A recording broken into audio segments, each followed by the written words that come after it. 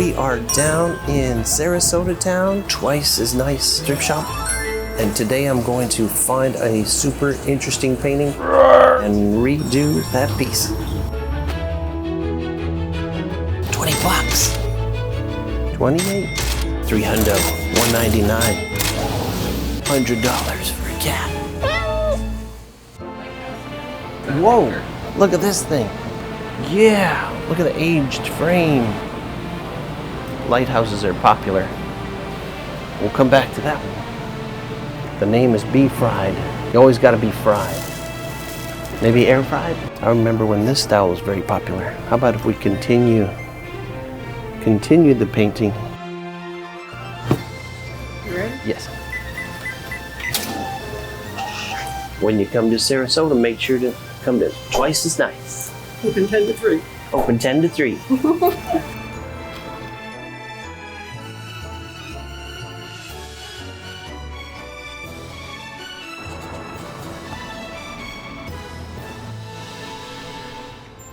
We are at American Pie Antique Shop, downtown Sarasota. What we're looking for is collage material. With these brown colors as it fades to the edges, you can make special collage drawings and draw over the words and cross out some words and change it a million different ways. Sunday will never be the same again. Something that makes really great collage material is ancient things that are sort of faded, and in this case it's sheet music, big stacks for $2.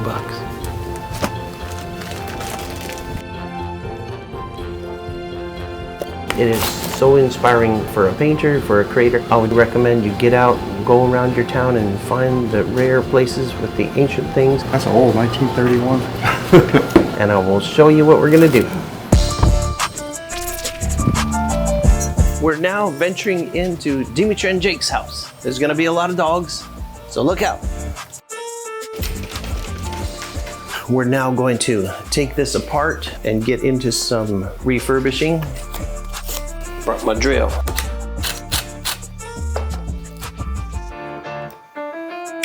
These pieces are going to be easy to lift out. All my years as a frame expert paid off. So I fold the metal upwards. Now it is pretty solid old staples, so I can see that this was made probably 30 years back. Looking at the age of the paper. Woohoo! It looks like a really thin type of paper, and it looks like it's mounted to the sides. So I'm gonna draw on it with different pens right now. Imagine you get a job as a lighthouse attendant, and you're all serious and you're trying your best, but you slowly start to go bonkers out there. So you get some spray paint delivered and you graffiti up the whole place because you don't mind anymore if they say, "You're fired."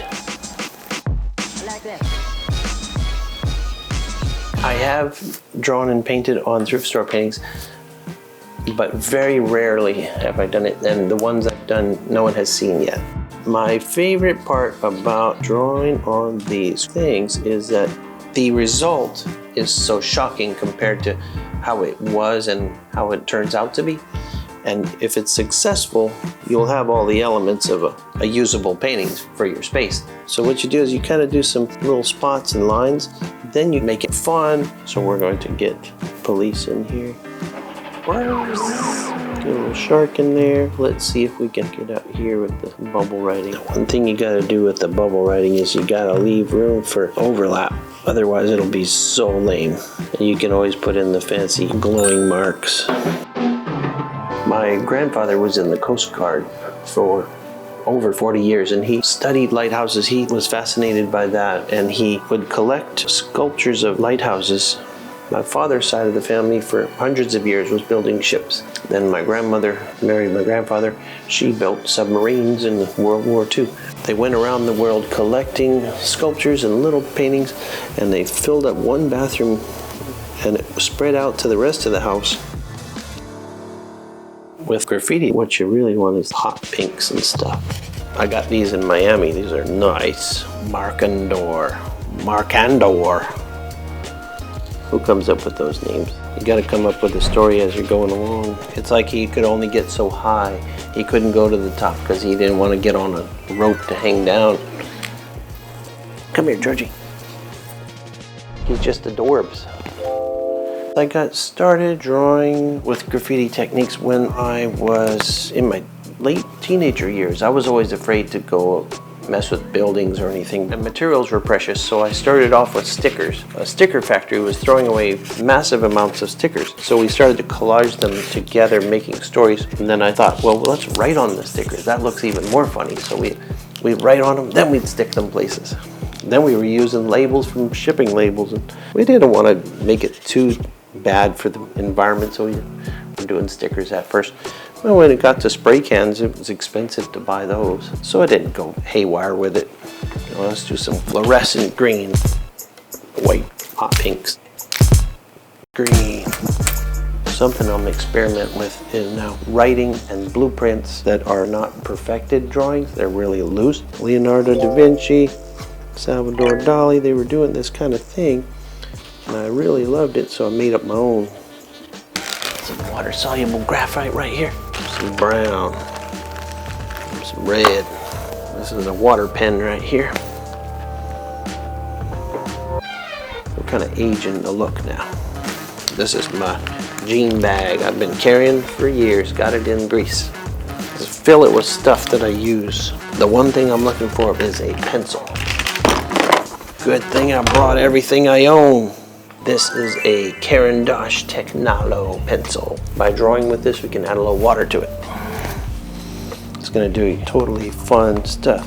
It looks like a bunch of people had messed with it over 100 years. Like little kids got out by the window here, started writing with pencil outside with gray spray paint a little bit. And the lighthouse keeper got, we better fix that up. So he got the cans out, started spraying, then the police came.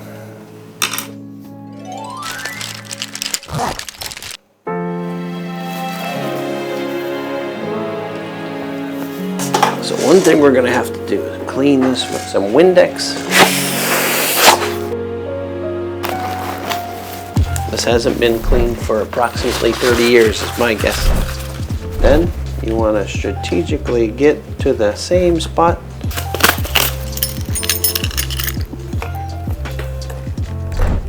Should we make a whole lighthouse bathroom? And search all of Florida and do a lot of lighthouse painting?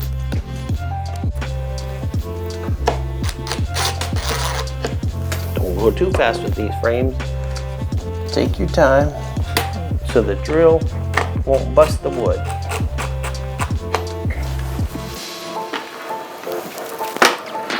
What do you think, George? Does it need more? I think I like it being real minimal. Okay, well, me too then.